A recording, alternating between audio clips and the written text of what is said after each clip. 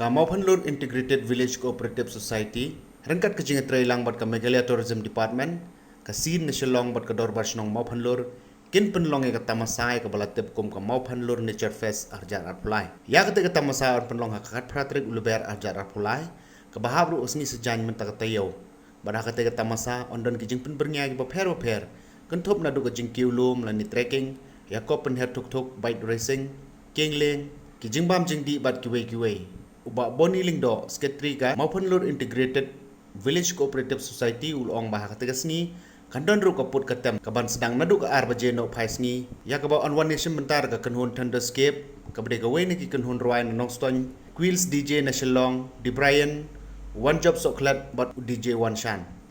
long shushu ba ka bayrung hak te tamasa kan long lai spa ting kamarwe One ne ban tip ya ka shapi ban ba ni page ni ka channel ya ni ka video kalong bangin don ka festival ka banglong ha Mau Panlur akat patrik mentau mai mar ka bade sedang ka ban sedang na do pipor ka sipok do BTA le program marka program bayre ban ba iginong kan no bay nong put ka tumbernya atau si hati abji channel iki jile ka ini si akat festival kindon ijing kebernia kindon ka put katam ka sedang abji channel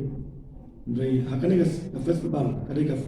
Kani festival kami agak tengah Mau Panlur Nature Fest. Dah kembali ya simpen talang, man pelong ya kani. Dah Mau Panlur Integrated Village Cooperative Society, berkat Tourism Department kemasukan Meghalaya, berkat Sin pada Nasional. Di kijing lekai kibadun kibabunjat kani sri kilong untuk kejingir kingling, keputing, kejingir penlembaran bat, kibawang kapai racing, food, kabam, berkuih. Dengan kon aware ya pi kipat bat. Kun samla kan presentang kilong bilang bala si masuklah di sini kita sebab insel ban wan akan negasi ban pinwan pek ban sakit le jok mat ye ki jingle kai bat ki program kur ki ba sebna ki nomwai ba pona jok wes kasi le jok hari kasi jok state ni kinwan negasi tika bayro ma negasi kan long lai spa kan shipki we kubishik